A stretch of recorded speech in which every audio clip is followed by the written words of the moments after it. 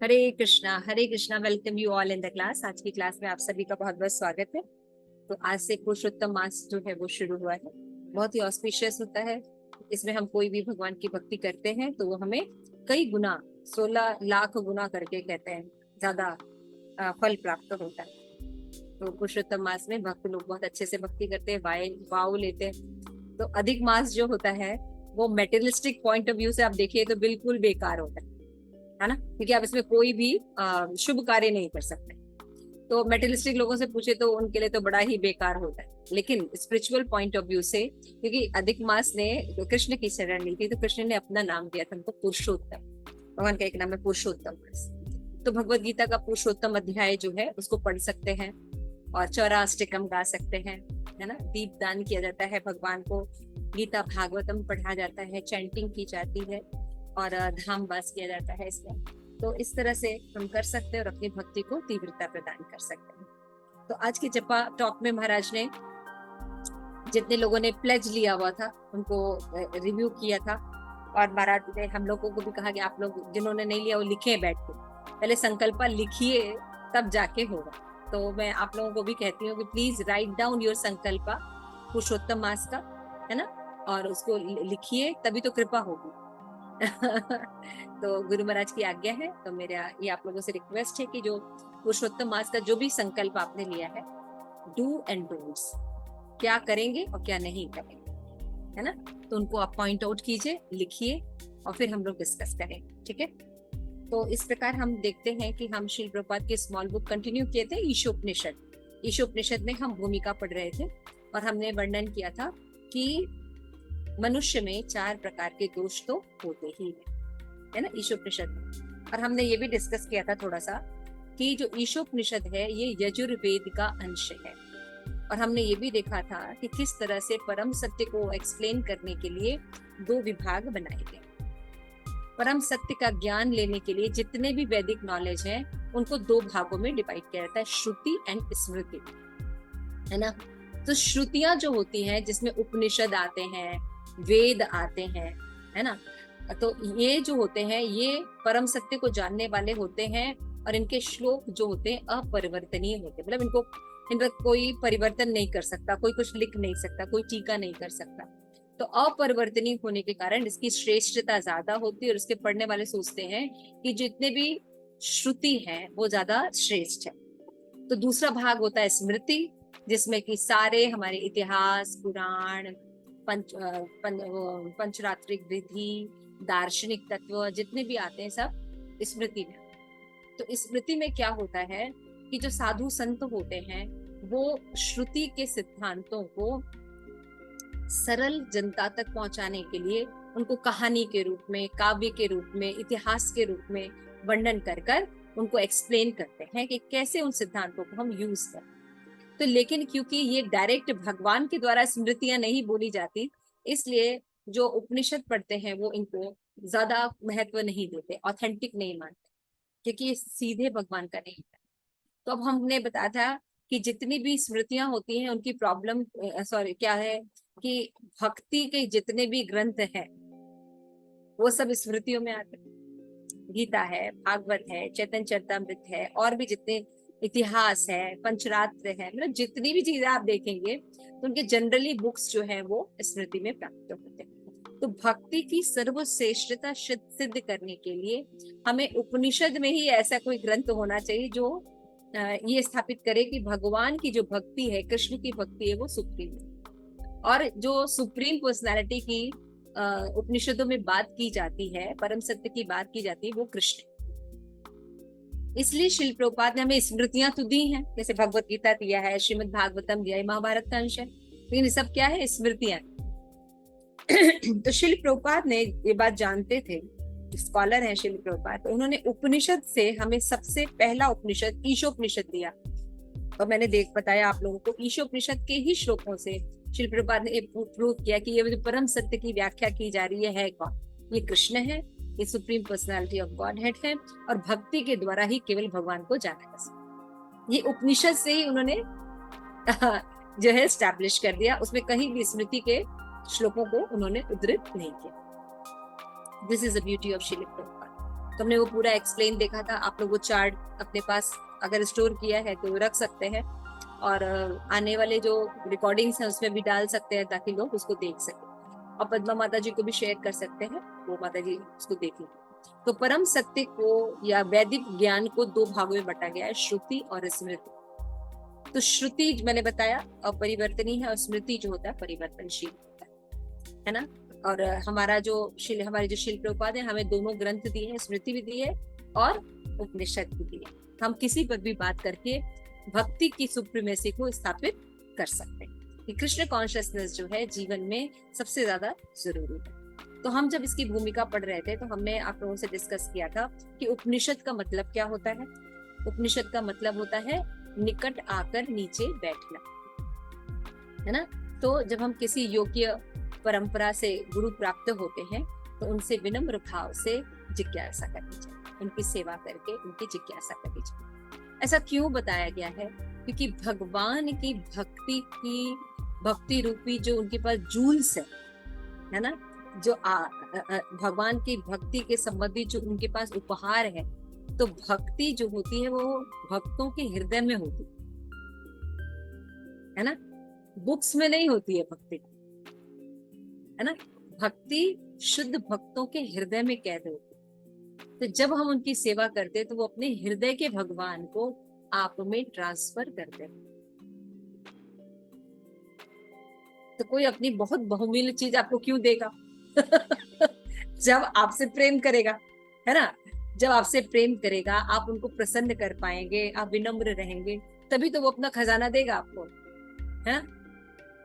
तो भक्तों के साथ भी भक्तों की विनम्रता पूर्वक जब वो देखते कि सेवा कर रहे हैं, हम में योग्यता देखते हैं, तो वो भगवान की जो अमूल्य भक्ति है वो अपने हृदय से हमें ट्रांसमिट कर देते हैं। तो उपनिषद के लिए क्या करना पड़ेगा? हमें उनके निकट बैठना पड़ेगा, विनम्र बनना पड़ेगा और उनकी सेवा करनी पड़ेगी, तो वो हमें बैठ के परम सत्य के बारे में ज्ञान प्रदान करते हैं। लेकिन दिक्कत क्या है कि आज की जो हमारी शिक्षा प्रणालियां हैं वो क्या है? अपूर्ण है ना। क्यों अपूर्ण है? कि जो बद्ध जीवात्माएं होती हैं उनका कितना भी ज्ञान क्यों ना हो वो दोष युक्त होता है ना। लेकिन भगवान के द्वारा जो ज्ञान दिया जाता है उसमें कोई दोष नहीं होता है, क्योंकि भगवान में कोई दोष नहीं होता। तुमने बताया था कि जितना भी ज्ञान होता है उसको प्राप्त करने के दो मार्ग होते, एक होते पौरुषेय और दूसरे होते अपौरुषेय। तुमने बताया था जो अपौरुषेय मतलब होता है जो भगवान से प्राप्त होता है, अपौरुषेय, है ना, जो प्राकृत नहीं है, भगवान के द्वारा बोला जाता है। लेकिन जो पौरुषेय ज्ञान होता है वो व्यक्ति विशेष के द्वारा बोला जाता है। तो व्यक्ति विशेष के द्वारा कोई ज्ञान होता है तो हमने क्या, हमारा क्या एक्सपीरियंस है? कोई एक थ्योरी आके एस्टैब्लिश करता है, दूसरा उसको कहता है नहीं ये सत्य नहीं है, इसमें ये प्रॉब्लम है, ये कमियां है, अभी दूसरी थ्योरी आ जाती है ना। जिसका क्या मतलब हुआ? पिछली वाली थ्योरी सबका सेटिस्फेक्शन, सबका कल्याण नहीं कर पा रही थी, यानी अपूर्णता थी उसमें, है ना। तो कोई भी पौरुषीय ज्ञान के द्वारा सबका कल्याण नहीं कर सकता, भौतिक ज्ञान के द्वारा सबका कल्याण नहीं हो सकता, आध्यात्मिक ज्ञान के द्वारा ही कल्याण हो सकता। जो भगवान के द्वारा दिया गया ज्ञान है वो सबके लिए कल्याणकारी। जैसे भगवत गीता में भगवान ने कहा कि हम शरीर नहीं आत्मा, है ना। तो शरीर नहीं आत्मा केवल भारत के लोगों के लिए कहा या केवल मनुष्य के लिए कहा? नहीं, यूनिवर्स में कोई भी जीव है उनके ऊपर ये इम्प्लीमेंट हो, हर परिस्थिति में हर समय इम्प्लीमेंट हो। ये साइंटिफिक हुआ ना, ये कोई हाइपोथेसिस नहीं किया गया ऐसा हुआ होगा जैसा कि साइंस कहते हैं।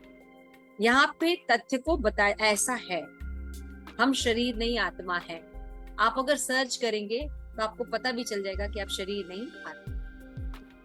और केवल भारतीयों को नहीं, दुनिया के विश्व के किसी भी जीव को चाहे अमेरिका में रह रहा हो, चाहे साउथ अफ्रीका में रह रहा हो, है ना, कोई कहीं भी रह रहा हो, कजाकिस्तान में रह रहा हो, पाकिस्तान में रह रहा हो, वो सभी आत्मा है। समझ में आ रही बात? तो देखिए, भगवान के द्वारा दिया गया नॉलेज सबके लिए होता है और सबके लिए कल्याणकारी होता है। तो हमने देखा कि बद्ध आत्माएं जो होती हैं, जब उसमें कम से कम 4 दोष होते हैं शास्त्र के। पहला दोष हमने डिस्कस किया था कि हम मिस्टेक्स करते, त्रुटियां करते, हम बिना त्रुटि कोई ज्ञान नहीं सीख सकते। यहाँ पे श्री प्रभुपाद ने महात्मा गांधी और कैनेडी का एग्जाम्पल दिया, है ना, कि किस तरह से हम मिस्टेक्स करते। ऐसा नहीं कि हमें पता नहीं होता, हमें बिल्कुल पता होता है, लेकिन हम इंफॉर्मेशन को सही से ले नहीं पाते। महात्मा गांधी को बताया गया आप जाएंगे तो हत्या कर दी जाएगी, लेकिन फिर भी हो गया, तो उनको मार दिया गया, है ना।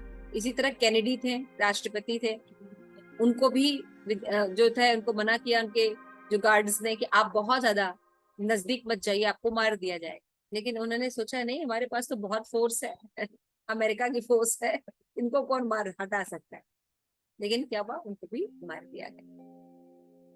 तो इसका मतलब क्या हुआ कि अगर हमारे पास इंफॉर्मेशन है, पूरे सामर्थ्य है उस समस्या से जूझने का, फिर भी हम गलत आंकलन करते हैं और इसलिए त्रुटियां करते हैं। और कोई भी बद्धात्मा है, कोई भी जीव है दुनिया का, वो बिना मिस्टेक के सीख नहीं सकता। दूसरा था भ्रमित होते हैं, है ना, कि हम इल्यूजन में रहते हैं, हम हैं आत्मा और अपने आप को शरीर मानते हैं। शुरुआत भ्रम की यहाँ से।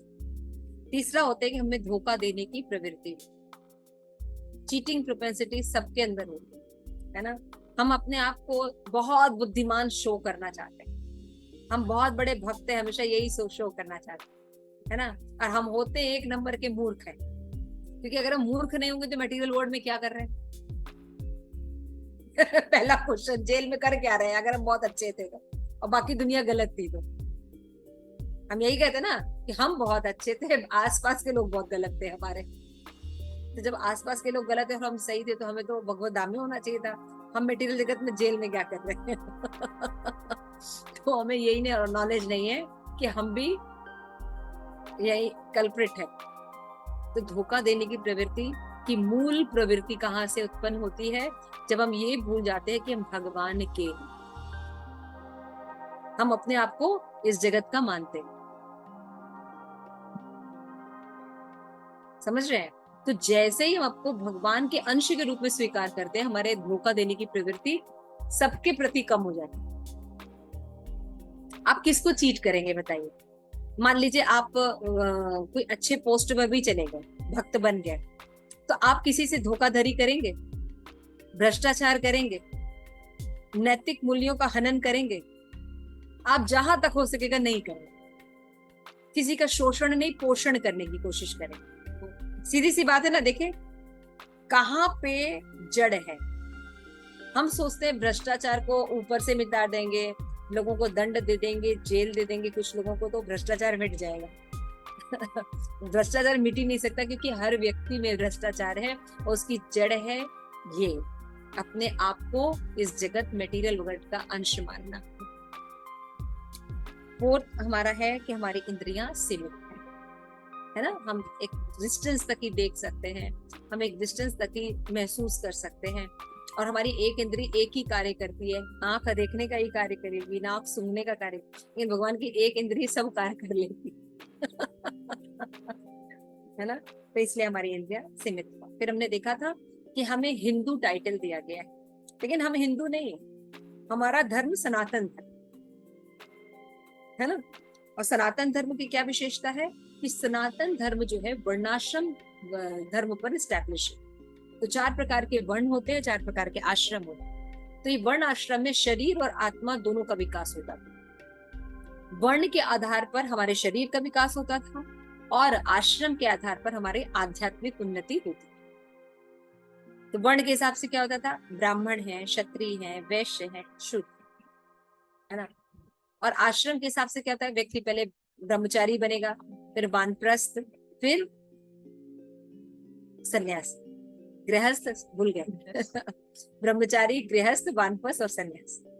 तो ये 4 आश्रम के थ्रू अगर व्यक्ति जाएगा तो क्या हो जाएगा, अपने आप ही भगवत धाम की तरफ चला जाएगा ना। आयु को अगर 100 वर्ष बांटा जाता है तो 25 वर्ष तक ब्रह्मचर्य का पालन करना चाहिए और अध्ययन करना चाहिए। This is the best way of seeking knowledge, जिसको डिस्ट्रॉय किया गया।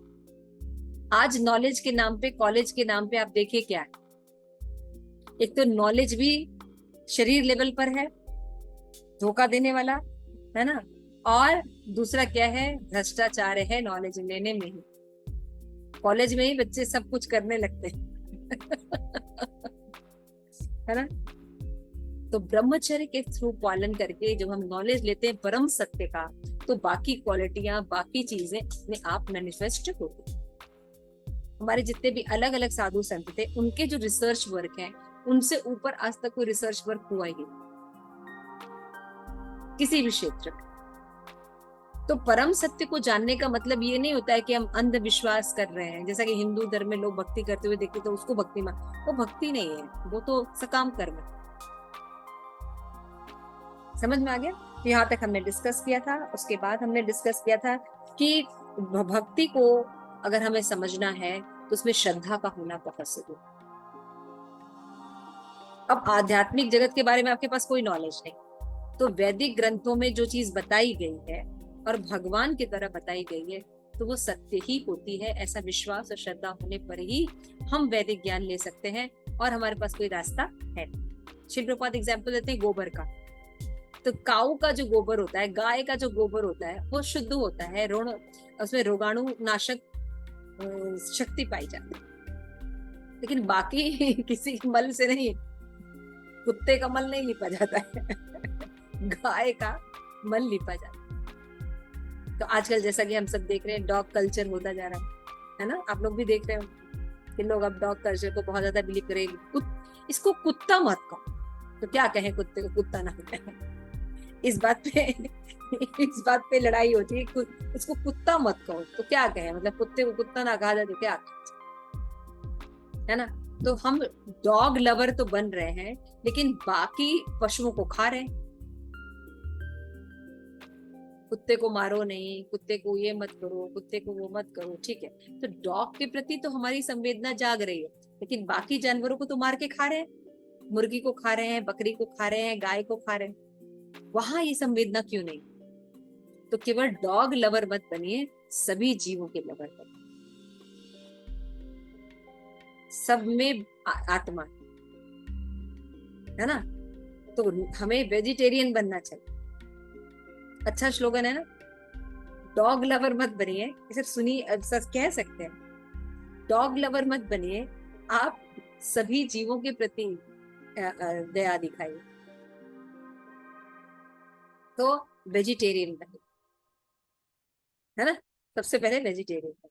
लेकिन जनरली जितने भी डॉग ईटर होते हैं, वो डॉग के समान ही जीवन होता है उनका, इसलिए दोनों सिमिलर थाली में खाते हैं और सिमिलर भोजन खाते हैं, है ना। लेकिन मनुष्य जो है, मनुष्य का आहार पशु जैसा नहीं है।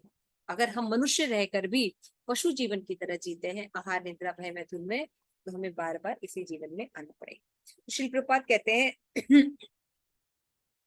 कि भारत में फिर भी अभी कुछ कल्चर, कुछ श्रद्धा बाकी है ना। जैसे कि बहुत सी ऐसी चीजें बताई जाती है भगवान के बारे में, लोग विश्वास कर लेते हैं। अच्छा, वेद में ऐसा कहा गया है तो सही ही हो जनरल। लेकिन अभी विदेशों में तो बिल्कुल करचल ही खत्म है, वेद तो है ही नहीं, कोई नॉलेज है ही नहीं उनके पास, है ना। तो श्री प्रभुपाद कहते हैं कि जो वेदों का जो संकलन है वो मानव द्वारा नहीं किया, ये मानव ने नहीं लिखा है कोई वेद, है ना। ऋग्वेद, यजुर्वेद, सामवेद, ये सब मानव ने, जैसे लोग सोचते व्यासदेव एक मनुष्य थे, उन्होंने नहीं, भगवान के वो अवतार थे, शक्तावेश अवतार थे। और कई आचार्य कहते हैं कि जिस व्यासदेव एक स्थान है, पोजीशन है, याद रखिएगा।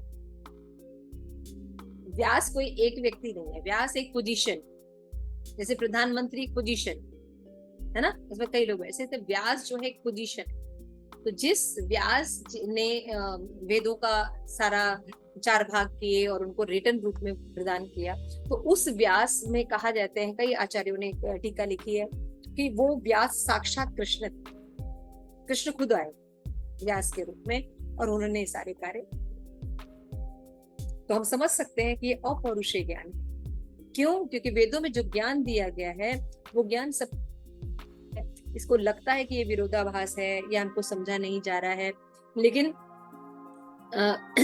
ये विरोधाभास नहीं होता, हमें बताने वाला व्यक्ति नहीं होता ठीक से, है ना। तो ऑथेंटिक गुरु परंपरा में हम इसकी जानकारी ठीक से ले सकते हैं। तो श्रील प्रभुपाद कहते हैं तो वेद को श्रद्धा के द्वारा केवल लिया जा सकता है, हाँ केवल श्रद्धा के द्वारा समझा जा सकता है, क्योंकि आप इसमें प्रयोग नहीं कर सकते। तो हमारी प्रॉब्लम क्या है आज के जनरेशन की, साइंटिस्ट लोगों की, कि अगर हम किसी चीज में प्रयोग नहीं कर सकते उसको मान नहीं सकते, है ना। जैसे एक व्यक्ति ने श्रील प्रभुपाद के साथ पूछा कि आप मुझे भगवान दिखा सकते हैं? अगर आप भगवान को दिखा सकते तो मैं मानूंगा, नहीं तो नहीं मानूंगा। तो प्रभुपाद ने कहा कि मतलब जो चीज आप देख सकते हैं बस वही होती, बाकी नहीं। कहता हाँ, जो चीज हम देख सकते हैं, प्रयोग कर सकते हैं, वो ही चीज होती। तो श्रील प्रभुपाद ने कहा तुम अपनी बुद्धि दिखा दो, मैं तुम्हें भगवान दिखा देता हूँ। तो मतलब वो कहता है मतलब आप अगर आप बुद्धि दिखा नहीं सकते तो मतलब आपके अंदर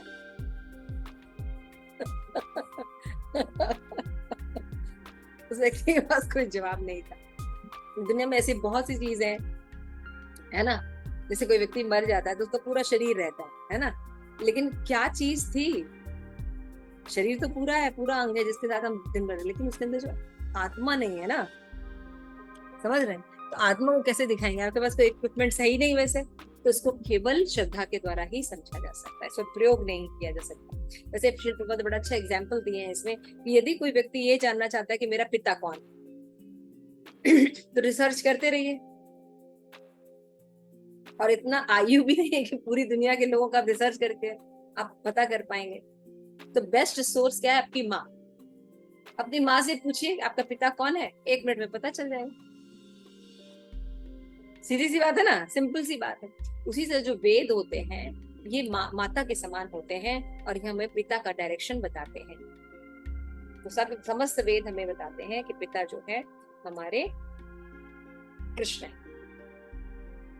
तो इस तरह से बताया गया कि वेदों की माता माना जा सकता है तो ब्रह्मा को पितामह माना जा सकता है। और वो पूर्वज कराते हैं। सबसे पहले भगवान ने ब्रह्मा को ही ज्ञान प्रदान किया था, वो प्रथम जीव थे और ब्रह्मा ने ये ज्ञान नारद को दिया, नारद ने फिर अपने शिष्यों को प्रदान करके ये गुरु शिष्य परंपरा से ज्ञान हमारे तक आया है। भगवत गीता में इसको बताया गया है ना, एवं परंपरा प्राप्त एवं राज ऋषियों विदु, है ना, कि परंपरा के द्वारा ऐसे ऐसे ज्ञान हम पृथ्वी तक वापस आए। तो वेद जो है वो बताते हैं कि कौन हमारे पिता हैं। तो माता जो है प्रमाण हुई ना। तो आपका एग्जिस्टेंस ही श्रद्धा पे है। आप कैसे कहते हैं कि ये व्यक्ति आपका पिता है? क्योंकि आपकी माता कहती है ये पिता है। नहीं जी हम तो प्रयोग करेंगे, कर लीजिए। करते रहिए, है ना। तो इसीलिए श्रील प्रभुपाद कह रहे हैं कि बेस्ट जो टाइम और सर्कमस्टांसेस बचाने के लिए क्या है कि हमें माता को प्रमाण के रूप में मानना ही पड़ेगा। फिर श्रील प्रभुपाद कहते हैं कि आप बिना किसी तर्क के स्वीकार कर सकते हैं। साक्षी या प्रमाण जो होते हैं, यानी प्रमाण कैसे हम स्टैब्लिश करेंगे? तो प्रमाण जो होते हैं वो 3 प्रकार के होते हैं। किसी चीज को प्रमाणित कैसे करेंगे? तो प्रमाण ही 3 प्रकार के होते हैं। एक होते हैं प्रत्यक्ष प्रमाण, एक होता है अनुमान प्रमाण और दूसरा होता है शब्द प्रमाण। इन तीनों के माध्यम से ही कोई चीज को स्टैब्लिश किया जा सकता है, ये प्रमाण। पहला होता है प्रत्यक्ष प्रमाण। प्रत्यक्ष प्रमाण जो होता है वो इंद्रियों पर आधारित होता है। हम सीइंग इन बिलीविंग, प्रत्यक्ष देखेंगे तो मानेंगे। तो अब इंद्रियां तो पहले पढ़ा ना हमने, सीमित होती हैं और भ्रमित रहती हैं, तो पूर्ण नॉलेज कैसे दे पाएंगे? उनके द्वारा कभी भी नॉलेज दिया जाएगा बदात्मा के द्वारा, हमेशा डिटेरियोरेटेड नॉलेज ही रहेगा। तो प्रत्यक्ष प्रमाण जो है ये सही चीजों के बारे में नहीं बता सकता, इसकी लिमिटेशन। श्रील प्रभुपाद देखते हैं हम नित्य ही सूर्य को देखते हैं, हमें ये छोटी सी थाली जैसा लगता है, किंतु वास्तव में अनेक ग्रहों की अपेक्षा ये कहीं अधिक विशाल। तो ऐसे देखना किस काम का? आप अगर देखते भी तो सूर्य को क्या देखेंगे, गोला दिखाई देता है बस। तो सूर्य की एग्जिस्टेंस उतनी ही है। श्रीमद् भागवतम के 12वें स्कंद में सूर्य के बारे में पूरा डिटेल बताया गया, कैसे हैं, कौन है। और ये भी बताया गया कि सूर्य जो है, हम लोग सोचते हैं कि वो डेमी गॉड है, देवता है। सूर्य देवता नहीं है, सूर्य भगवान के शरीर का एक्सपेंशन है, तेज है। जैसे बलराम भगवान के शरीर से निकले। इसीलिए आपको दो बात अगर आपने भौतिक जगत में सुनी होगी, सूर्य नारायण और सूर्य देव। समझ में आया? तो सूर्य जो है ये देवता नहीं है, सूर्य नारायण है, भगवान के शरीर से निकलने वाला प्रकाश, ये देवता नहीं। अभी सूर्य नारायण जो है ये पूरे प्लेनेट में के केस को संपादित करते हैं, और इन्होंने एक राजा की पोजीशन बनाई है, देवता की पोजीशन बनाई है, उनको कहते हैं सूर्य देव। समझ में आ गया? और ये भी पोजीशन है। तो सूर्य देव का मतलब क्या है? बहुत कम नॉलेज रखना, और सूर्य नारायण के बारे में जानना मतलब फुल नॉलेज रखना। तो श्रीमती राधा रानी आराधना सूर्य की करती थी, पता है आप लोगों को? सूर्य कुंड, वृंदावन में सूर्य कुंड है, बहुत सुंदर, मुझे बहुत पसंद है। हमने देखा है, आपके साथ हम थे वहाँ पे। हमने कितना सुनी है सुंदर था, आपसे स्टोरी। कितना सुंदर था ना सूर्य कुंड, याद करिए। कितना शीतल और कितना मीठा जल था वहाँ का। मीठा जल एकदम बहता हुआ, कितना सुंदर लगता। तो सूर्य कुंड में राधा रानी के साथ भगवान मिलने आते थे, तो सूर्य की उपासना किया करती थी श्रीमती राधा। तो शिल प्रपात करे अपनी आंखों से, आप अगर भौतिक आंखों से तो सूर्य थाली की तरह दिखाई देगा। और कोई जानकारी आप ले सकते हैं? नहीं ले सकते। कि सूर्य लोक में जाने के लिए आपकी उनकी उपासना करनी पड़ेगी, उनकी सारी जो पद्धतियां हैं, व्रत हैं, उपवास से करना पड़ेगा। और जब ये आप शरीर त्याग करेंगे तो आपको वहां का शरीर मिलेगा, आप सूर्य लोक चले जाएंगे। वैसे लोग कहते हैं हम चंद्रमा पे जा रहे हैं, एक्चुअली चंद्रमा पे कोई जा नहीं सकता, ये सब छलावा है।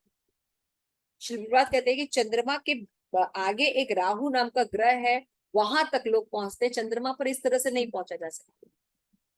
किसी भी ग्रह में पहुंचने के लिए हमें उस ग्रह के देवता की पूजा करनी पड़ती है, इच्छा होनी चाहिए, उपासना करते हैं। तो फिर हमारा जब ये भौतिक शरीर त्याग होता है तो हमें उस ग्रह के अनुकूल शरीर प्राप्त होता है, तब हम जा सकते हैं।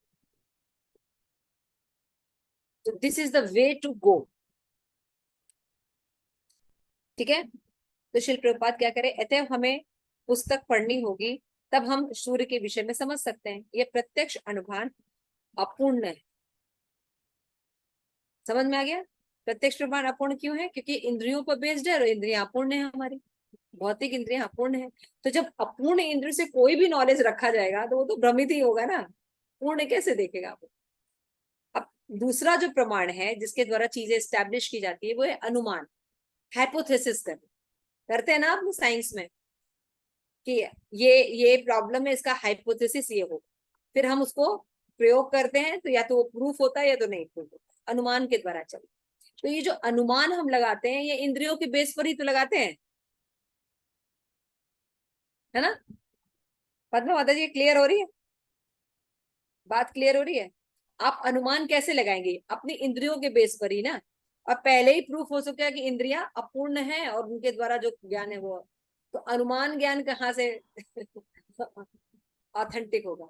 यानी अनुमान प्रमाण को लेके चले, ऐसा हुआ होगा, है ना? बिग बैंग थ्योरी है, अचानक एक ब्लास्ट हुआ और पृथ्वी सब प्रकट हो गई। अरे ब्लास्ट के बाद तो नॉर्मल कुछ सृजन नहीं होता, इतनी सुंदर प्रकृति कैसे प्रकट हो जाएगी?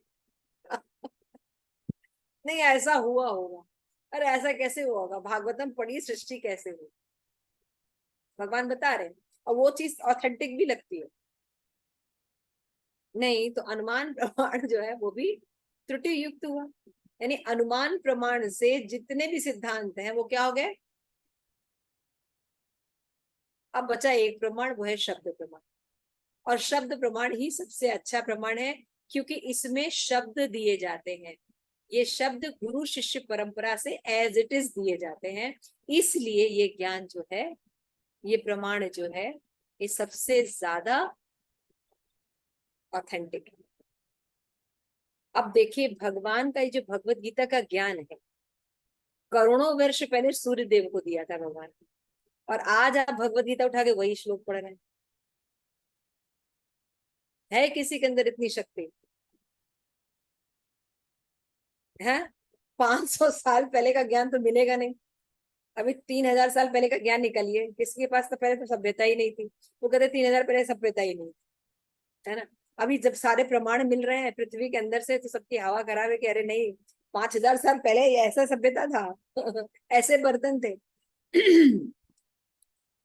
तो मोहनजोदड़ो हड़प्पा की खुदाई में सारी चीजें मिल गई थी। उसके बाद के भी कई हमें साक्ष्य मिले हैं कि हाँ, पहले बहुत ज्यादा सुसज्जित चीजें थी, रहती थी। तो लोगों को समझ में नहीं आया, उसको छुपा देते हैं साइंटिस्ट कि ज्यादा प्रकट मत करो, क्योंकि हम तो बोलते हैं इसके आगे कोई सभ्यता ही नहीं थी। समझ में आ रहा है? तो शब्द प्रमाण जो होता है, ये सबसे ज्यादा ऑथेंटिक है, क्योंकि ये श्रुति प्रमाण होता है। इसमें श्रवण के द्वारा गुरु शिष्य परंपरा से ज्ञान जो है स्थानांतरित होता है, इसलिए ये एज इट इज रहता है। और इस प्रमाण के द्वारा जो भी ज्ञान प्राप्त किया जाता है वो ऑथेंटिक होता है। इसलिए जो वेद है ये शब्द प्रमाण। समझ में आया? यानी अगर आपको कोई एविडेंस एस्टैब्लिश करना है तो शब्द प्रमाण जो है वो सबसे रिलायबल सोर्स है।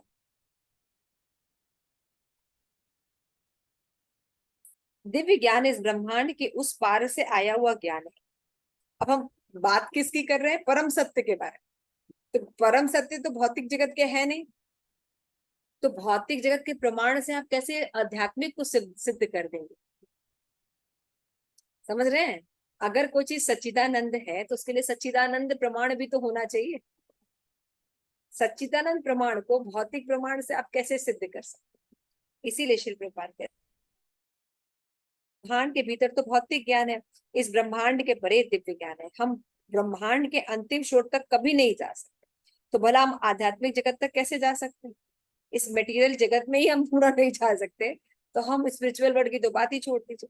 एक आध्यात्मिक आकाश है जहाँ प्रकृति है जो व्यक्त तथा अव्यक्त से परे है, लेकिन आप इसे कैसे जान सकेंगे? ऐसा भी आकाश होता है जहाँ के ग्रह तथा निवासी शाश्वत होते हैं। यह सारा ज्ञान उपलब्ध है, लेकिन आप प्रयोग कैसे करेंगे? ये संभव नहीं। इतने आपको वैदिक ज्ञान की सहायता लेनी पड़ेगी। यानी अगर आपको परम सत्य को जानना है तो आपको वैदिक ज्ञान को ही लेना पड़ेगा।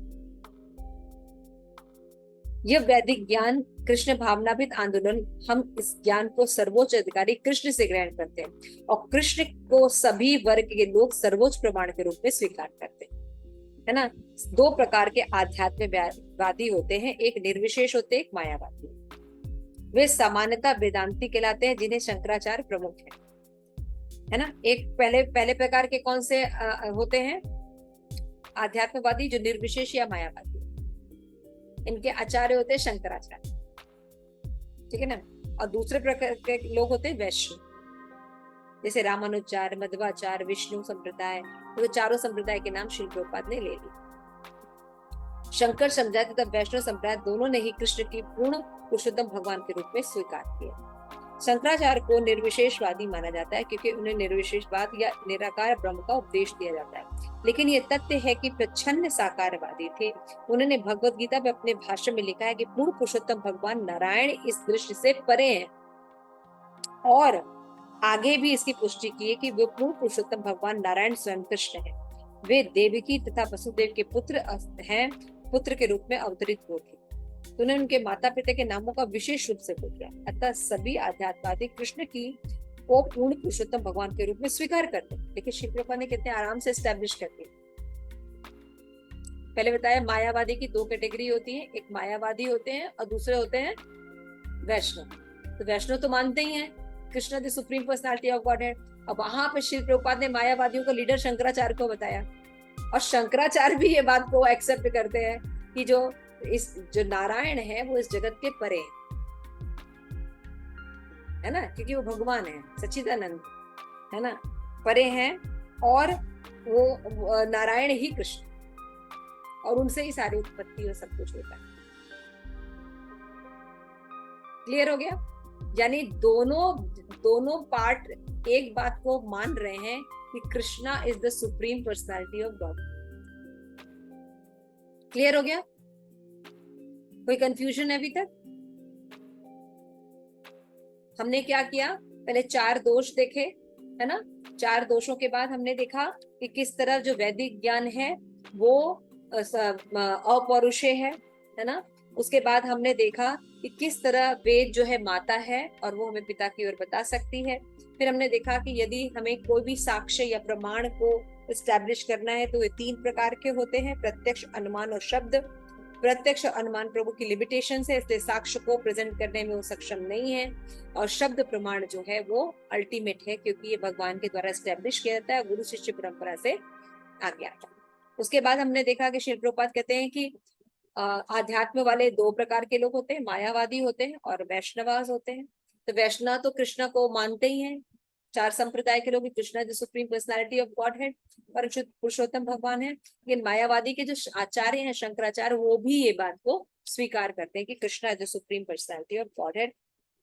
और भगवत गीता में भी, इसमें भगवत गीता अथर्ववेद भी प्रभुपाद लिख रहे कि मैंने प्रकाशित की है, जिसमें हमने लिखा है कि कृष्णा जो है वो सुप्रीम पर्सनालिटी ऑफ गॉड है, गॉडहेड है, और बिना किसी लाग लपेट के ये स्वीकार किया जाता है कि उनके द्वारा बोला गया जो नॉलेज है वो ऑथेंटिक, सत्य सबके लिए होता है। यही वैदिक ज्ञान श्री प्रभुपाद का। तो वैदिक ज्ञान शुद्ध है, अतः हमें स्वीकार करना चाहिए, और जो कृष्ण कहते हैं हमें स्वीकार करना चाहिए, यही कृष्ण भावना पालो। इस समय इससे क्या होगा, समय की बचत होगी, और सही प्रमाण या ज्ञान के स्रोत को स्वीकार करने पर काफी बचत होगी। जैसे भौतिक जगत में ज्ञान की 2 पद्धतियां हैं। अगर हमें ज्ञान प्राप्त करना है तो 2 मेथड से हम ज्ञान प्राप्त करते हैं, एक निगमनिक और एक होता है आगमनिक। ठीक है, प्रमाण 3 प्रकार के होते हैं और ज्ञान ग्रहण करना 2 प्रकार से। क्लियर? आगमनिक और निगमनिक। निम्नलिखित विधि में आप स्वीकार करते हैं कि मनुष्य मृत प्राणी है, और आपके पिता कहते हैं कि मनुष्य मृत प्राणी है, और आप जो है इसको एक्सेप्ट कर लें, कोई प्रयोग नहीं करते। निगमनिक मतलब होता है परंपरा से ज्ञान मिला और हमने एक्सेप्ट कर लिया। ये ए फॉर एप्पल है, हमने कभी कोई नहीं कहा कि ए फॉर एप्पल नहीं, हमने उसको एक्सेप्ट कर लिया। समझ में आ गया? 1 + 1 2 होता है, हमने एक्सेप्ट कर लिया। परंपरा से ज्ञान आ रहा है, हमने एक्सेप्ट कर लिया। इस विधि को क्या कहते हैं? निगमनिक। और आगमनिक इसके तथ्य के रूप में स्वीकार करते हैं। यदि आप यह ज्ञात करने के लिए शोध करना चाहते हैं कि मनुष्य प्रभुपाद एग्जाम्पल दे रहे हैं कि मान लीजिए आपको शोध करना, एक सब्जेक्ट मैटर है कि मनुष्य जो है वो यानी मर जाता, मृत प्राणी, इस बात को आपको प्रयोग करना है। कैसे करेंगे? प्रयोग करना बहुत डिफिकल्ट है ना, कि आप पूरे दुनिया के लोगों को पहले तो ये करेंगे कि वो मरते हैं पूरे दुनिया में, तो इतना इतना प्रयोग कीजिए पहले पूरी दुनिया में, फिर भी प्रयोग करते समय लगता है कि शायद कोई है जो छूट गया है, या हो सकता कोई हो जिसको जो मरा ना हो, तब का ये प्रयोग कभी कंप्लीट होगा? टाइम वेस्टिंग है ना। वही शिव प्रकार कह रहा है कि जब आगमनिक पद्धति से हम ज्ञान ग्रहण करते हैं तो अपने बल पर ज्ञान प्रकट करते हैं। और हमने पढ़ा हमारे अंदर 4 दोष हैं, तो अपने बल पर जब हम ज्ञान लेने चलते हैं, एक तो कभी पूर्ण नहीं होगा, और जो भी नॉलेज मिलेगा या जो भी रिजल्ट है वो भी डिटेरियोरेटेड ही रहेगा, और कुछ किसी का कल्याण नहीं होगा। एनर्जी, टाइम, धन सबका वेस्ट। अभी वायुयान चंद्रयान पे गया हुआ, पता नहीं कौन से चंद्रयान पे गया है, अरबों रुपए खर्च होते हैं, अरबों रुपए खर्च होते हैं, अरबों रुपए। उससे क्या हुआ? हम भी यही सोच रहे थे जब वो जा रहा था। वेद पढ़ लो, चांद के बारे में सारा कुछ लिखा हुआ है, टाइम बचत, सब कुछ बचा। लेकिन नहीं जी, हम वो काम करेंगे क्यों? क्योंकि बाकी सब यही कर रहा है, और ये करेंगे तभी हम प्रगतिशील हैं। बेवकूफी की हद पे। अरबों रुपया खर्च करके पता नहीं क्या कर रहे हैं। श्रील प्रभुपाद कह रहे हैं कि मतलब संस्कृत में जो आगमनिक और निगमिक पद्धति है, इसको आरोह और यानी ऊपर जाने की पद्धति, यदि हम अपनी अपूर्ण इंद्रियों के द्वारा अपने निजी प्रयास से ज्ञान प्राप्त करना चाहते हैं तो आप कभी भी सही निष्कर्ष तक नहीं पहुंच सकते। मैंने बताया आपको कि जो दो पद्धतियां हैं, एक है कि इस परंपरा से ज्ञान एक्सेप्ट कर लेना, तो ठीक है ना, हमने कर लिया, अब हम प्रयोग नहीं करेंगे, अपना आराम से बढ़ते चले जाएंगे और हम देखेंगे कि ऐसा होता भी है, क्योंकि ज्ञान का सोर्स ऑथेंटिक है। ठीक है ना। अभी दूसरी तरफ क्या है, ज्ञान का सोर्स हम खुद हैं, तो हम खुद हैं तो चार प्रॉब्लम तो नॉर्मल बता दी, उसके अलावा भी पता नहीं कितनी त्रुटियां हैं, है ना। तो हम कैसे सही नॉलेज तक जा सकते हैं, और जो भी नॉलेज हम स्टैब्लिश भी करेंगे वो सबके कल्याण के लिए नहीं होगा। श्री प्रभुपाद कहते हैं कि संस्कृत में इस विधि को आरोह कहते हैं। ठीक है ना, यानी आगमनिक पद्धति को आरोह कहते हैं, जब हम अपने बल पर ज्ञान लेते हैं। ब्रह्म संहिता में एक कथन है कि वायुयान पर सवार हो जाइए जो मन की गति से उड़ता है। हमारे वायुयान 2000 मील प्रति घंटा की गति से उड़ सकता है, लेकिन मन की क्या गति होती है? मन की गति बताइए क्या होती है? हाँ प्रिया माता जी, मन की क्या गति होती है?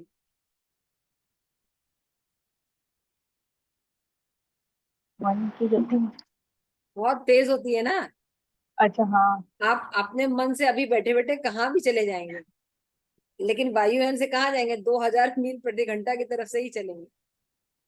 आप अपने घर पर बैठे बैठे भारत के विषय में सोच लेंगे, मान लीजिए 10,000 मील दूर है, तो तुरंत ही आपके घर में पहुंच जाता है, आपका मन वहां पहुंच जाएगा। मन का वेग इतना तेज है।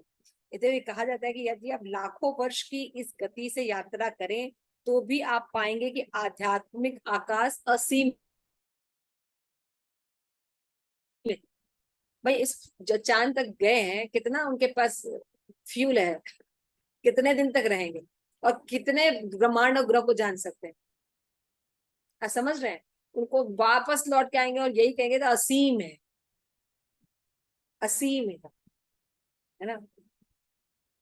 हमने पढ़ा था कि जब वायुयान में जाते हैं लोग, तो ऊपर जब तक रहते हैं, ऊपर की तरफ रहते हैं, तो उनके जो जितने भी मसल्स होते हैं वो ऐसे खिंचे से हो जाते हैं, तो वो हमेशा यौवन दिखते हैं, झुर्रियां नहीं पड़ती हैं, समझ रहे हैं, यौवन दिखते हैं। लेकिन जब वापस पृथ्वी की तरफ आते हैं तो उनकी ओरिजिनल एज के जो झुर्रियां है वो दिखाई देती है। तो हमारे शास्त्र में भी लिखा है कि ऊपर के लोगों में जरा नहीं होती, बुढ़ापा नहीं होता। तो ये सही बात है। वेद को हम नहीं पढ़ेंगे, लेकिन हम एक्सपेरिमेंट करेंगे, खुद ही एक्सपेरिमेंट करेंगे, सब करते रहेंगे। जैसे लोग अभी मंगल ग्रह पे गए थे, क्या लेके आए? एक लाल रंग का पत्थर। तो ये तो पहले से पता है लोगों को कि जिसको मंगल ग्रह होता है उसको मूंगा पहनाया जाता है। तो इतना खर्चा, अरबों रुपया खर्चा करके एक लाल पत्थर लेके आए कि मंगल ग्रह का ये साइन है। तो वो तो पहले से मौजूद था, शास्त्रों में पूछ लेते, किसी को मंगल चढ़ता तो मूंगा पहनते ना? नहीं पहनते, लाल मूंगा पहनते हैं। पहले से पता है कि ये लाल पत्थर जो है ये मंगल का निशानी है, इसके लिए इतना अरबों रुपया खर्च किया होता, क्या कहा जाए। तो आध्यात्मिक गुरु की योग्यता क्या होनी चाहिए? इस वैदिक आदेश को सही स्रोत से, सही ज्ञान से सुनना चाहिए। नॉलेज गुरु शिष्य परंपरा से लेना चाहिए, तो हमें सही नॉलेज मिलेगी। जैसे अभी आप लोग अपना एग्जाम्पल देखिए, तो अपने जीवन में आप लोगों ने मटेरियल शिक्षा ली है ना, और अभी आप स्पिरिचुअल शिक्षा भी ले रहे है ना। आपके जीवन में जब भी कुछ घटित होता है तो कौन सा ज्ञान ज्यादा काम होता है? वैदिक ज्ञान पहले वैदिक ज्ञान आएगा। लेकिन हम क्या करते हैं, अपने घर को सजाते हैं, सोफा सेट, किचन सेट, है ना, बाथरूम सेट, है ना, कितने सेट बनाते हैं। अभी आप लोग के कैमरा घुमा तो दिखाई देगा, मेरा भी दिखाई देगा। हम भी उसी में से हैं। तो हम लोग इतने सेट सब करते हैं, लेकिन कोई भी चीज होती है, कुछ भी होता है, सबसे होता है माइंड सेट। अब माइंड सेट ही नहीं है तो घर कितना भी सुंदर आप भोग नहीं पाएंगे, है? और माइंड अगर सेट है तो सूखी रोटी भी खा लेंगे और खुश रहेंगे। सही है ना? माइंड सेट है तो बिस्तर हो ना हो नींद अच्छी आती, लेकिन डल्लप का गद्दा हो, माइंड सेट नहीं है तो एसी चलने पर भी नींद नहीं आती। तो क्या इंपॉर्टेंट है? Mind set. जीवन जीने की कला, जीवन में जो भय लगता है, ये अभय चरणाविंद भक्ति वेदांत स्वामी श्रील प्रभुपाद के चरणों पे जाने पर अभय दूर हो, कि वो हमें अभय को दूर करने वाले कृष्ण से मिला। समझ में आ रहा? तो ये सब चीजें लोगों को नहीं पता। हमेशा ध्यान रखिए, हम जो ऐसा दिखाई दे रहे पर्सन, हम जो है वो निर्जीव नहीं है, हम सजीव है। तो सजीव चीज को निर्जीव चीजें कैसे सुख प्रदान कर सकती? हमको लगता है कि वो सुख प्रदान करेगी, है ना? हमको लगता है कि हमारा अपना मकान हो, हमारी अपनी कार हो, तुम सुखी हो जाएगी। आप उन लोगों को देखिए जिनके पास है, लेकिन जो लोग खटिया पर बैठ के पेड़ के नीचे बैठे हुए हैं, अगर उनको सुखी रहने आता है तो वो सुखी रहेंगे। गलत बोल रहे? तो सुखी रहने आना चाहिए। मटेरियल चीजें हमें ठीक है, लेकिन कभी भी स्पिरिचुअल में ये मत समझिएगा कि हमें मतलब आगे बढ़ने के लिए या धन कमाने के लिए मना नहीं किया। मना नहीं किया हमें शास्त्रों में कि आप धन मत कमाइए, आप पढ़िए मत, लेकिन इसी को सब कुछ मान लीजिए और ये मानिए कि हमें सुख प्रदान करेगा। इस स्टेटमेंट के साथ आध्यात्म का दिक्कत है। समझ में आ रहा है? पॉइंट समझ रहे हैं? पॉइंट ये नहीं कह रहा है कभी भी आध्यात्म, हमेशा कहा आप जिस आश्रम में वो रहिए, जैसे भी रहना है रहिए। प्रॉब्लम आध्यात्मवादियों को इस पॉइंट से है कि धन आपको सुख प्रदान करे, और हम यही सोचते हैं कि धन नहीं रहेगा तुम सुखी नहीं। ये दो स्टेटमेंट्स में बहुत अंतर है। तो जब हम ये चीजें समझ जाते हैं, कब? जब ऑथेंटिक सोर्सों से हम ज्ञान प्राप्त करते हैं, तो मटेरियल जब डिस्टर्बेंस होगा ही, मटेरियल डिस्टर्बेंस होगा ही। हम छोटे थे ना, इतने बड़े से पैदा हुए थे, सारा चेंज हो रहा है ना, और आगे भी चेंज होगा, है ना? तो डिस्टर्बेंस तो आएगा ही। तो इसको अगर हम शाश्वत अगर किसी चीज को पकड़े रहेंगे तो डिस्टर्बेंस आएगा, लेकिन हमें डिस्टर्ब नहीं करेगा, क्योंकि हम शाश्वत हैं और हमने शाश्वत को पकड़ा हुआ है, और हमें वापस अपने शाश्वत घर चले जाना है। तो कोई प्रॉब्लम होगी, है ना? जैसे कि हमने एक स्टोरी आप लोगों को बताई थी, राजा की स्टोरी सुनिए आप लोगों ने? हाँ, उसकी वो परंपरा थी कि भाई जब पहली पूर्णिमा जो आएगी, उसमें कोई भी व्यक्ति उस द्वार से एंट्री करता था उस राष्ट्र की तरफ, उस देश की तरफ, तो उसको राजा बना दिया। ठीक है? पूर्णिमा के बाद जो पहला सुबह होता तो गेट, किले का गेट खोला जाता था, और जो पहला व्यक्ति अंदर आता था उसको राजा बना देता। तो एक जो व्यक्ति था ऐसे ही था, एक अपने दूसरे गांव का व्यक्ति था, लकड़हारा था, अपना ऐसे ही था, चला गया। सबने कहा भैया राजा साहब आ गए। अब एक लकड़हारे और राजा जैसा ट्रीटमेंट मिलेगा तो उनको बड़ा अच्छा लगने वाला, बड़ा खुश। अरे यार कहाँ आ गया, कौन सा देश है यार सही पहचाना मुझे उसको ले गए, राजा जब बना दिए, सेरेमनी कर दिए।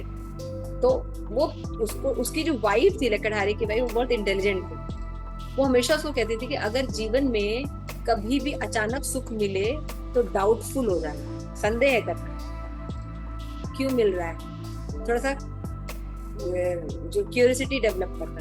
तो उसको अपनी बीवी की बात याद आ गई कि यार इतना सुख तो मिल रहा है, मतलब क्यों मिल रहा है, कहीं कुछ गड़बड़ तो नहीं है। तो कहती थी कि जैसे बकरी को हलाल करने से पहले बड़ा माला वाला चढ़ाया जाता है, उसकी पूजा और आरती की जाती है, तो ऐसा मत बलि का बकरा कभी मत मरना। उसको समझाया था, तो उसको जब माला वाला पहनाया था तो अपने आप को बकरी दिखाई दे रहा था, वो सोचा था कहीं मुझे किसी चीज के लिए पकड़ा तो नहीं गया, कहीं जाके राजा के पास मारेंगे तो नहीं इन लोग। तो पता चला उनको राजगद्दी पे ले जाके खुद ही बैठा दिया गया। तो बड़ा आश्चर्यचकित। तो फिर उसने सोचा कि क्या करे, तो उसने कहा अपने मंत्री, जो मंत्री था उसको बुलाया। तो बोला कि भाई ये क्या है। तो उसने बताया कि ऐसे ऐसे हमारे यहाँ प्रथा है, जो कोई भी एंट्री करता है उसको हम राजा बना दें। अच्छा, तो पुराना राजा कहाँ है? वो अभी है, कल रिटायर हो जाएगा, कि अभी आप बनेंगे, कल आपका राज्याभिषेक होगा, उसको हटा दिया जाएगा। तो मैं मिलना चाहता, मेरी इच्छा है उस राजा से मिलना। भाई राजा के पास गया, वो बेचारा बड़ा डिप्रेशन में। तो उसने पूछा भाई लकड़हारे मुझे क्या है? तो कहे कि भैया यहाँ की ये प्रथा है कि यहाँ पे राजा बनाया जाता है ना, खूब अच्छे से आपको रखेंगे, लेकिन जब दूसरा राजा बनेगा तो पहले वाले राजा को यहाँ पे जो पीछे भीषण जंगल है जहाँ पे भयानक जानवर रहते हैं वहां पर उसको छोड़ दिया जाए मरने के लिए। सुख पूरा देंगे, जो आप जैसे आपको रहना आप रहिए, सारा सुविधा भी मिलेगी, लेकिन जब दूसरा राजा अपॉइंट होता है तो पहले वाले राजा को उस भीषण जंगल में छोड़ दिया जाएगा। और कल ये सब हमें वहां पे छोड़ने जा रहे हैं और मेरी हालत बहुत खराब। अब लकड़हारा जो है समझ गया। लकड़हारा जो है वो जब राजा बन रहा था तो उसने मंत्री से कहा कि देखो मुझे 200 सिपाही चाहिए जो मेरी इच्छा के अनुसार कार्य करेंगे, धन वगैरह मेरे हिसाब से करेंगे, मेरे हिसाब से काम करेंगे, मुझे 200 पर्सनल सिपाही चाहिए, मतलब लेबर कह लो या जो भी कह लो चाहिए। तो हमने कहा ये तो कोई बहुत बड़ी बात नहीं है, आप ले लीजिए 200 लोगों को। उसने 200 लोगों को अपॉइंट कर दिया और उसने जैसे ही राजा बना, राजा बन के सबसे पहला निर्देश गुप्तचर विभाग स्थापित किया और उसने कहा कि इसकी हवा भी नहीं लगनी चाहिए, जो पीछे जंगल है सबको काट के बढ़िया महल बनाओ, यहाँ से भी बढ़िया महल, और मेरे परिवार पूरे गांव को बसाओ यहाँ पे। तो 1 साल में के पहले ही सब जंगल वंगल कट के बढ़िया खेत खलियान से बाग बन गए, कश्मीरी बाग है ना, बढ़िया फर्स्ट क्लास तैयार थे, सबके महल तैयार थे, सारे उसके दोस्त या सारे पूरा गांव वहीं आके बसने लगा, वहीं रहने लगा, है ना। अब जब उसको तो पता था कि उसको जाना है, नया राजा आएगा तो उसको जाना है। तो जब नया राजा फिर से आया, अमावस्या के बाद जो पूर्णिमा पड़ी उसको गेट खोला गया, नया राजा आया, तो ये तो बड़ा खुश था। खुश नहीं रहेगा, तो सारा इंतजाम करके रखा है, दास दासी, पैसा रुपया महल वगैरह सब बड़े टनाटन है, और उसको दुख होगा यहाँ पे जाने का। तो उसी तरह से जो भक्त होते हैं ये ऐसे ही काम करते हैं, इस जगत में भी रहते हैं और फिर अपने भगवत धाम जाने का भी रास्ता टकाटक किए रहते हैं। उनको पता होता है इससे बेटर जगह हमको जाना है, ये हमारा घर है ही नहीं। और अपने सारे रिश्तेदारों को भी लेके चले जाते, सब वहीं मिलेंगे, महाराज कहते हैं वहीं मिलेंगे, सब मिलेंगे, तो किसी को दुख होगा नहीं ना। तो यहाँ पे रह के आगे की भी तैयारी करनी चाहिए, इसको कहते हैं बुद्धिमान के। मुझे ये स्टोरी हमेशा याद रहती है। इसीलिए भक्त को मृत्यु का अपना दुख नहीं होता, दुख तो होता ही है लेकिन इतना नहीं होता जितना सकाम, क्योंकि उन्होंने आगे और अच्छी तैयारी की। ठीक है, तो यहाँ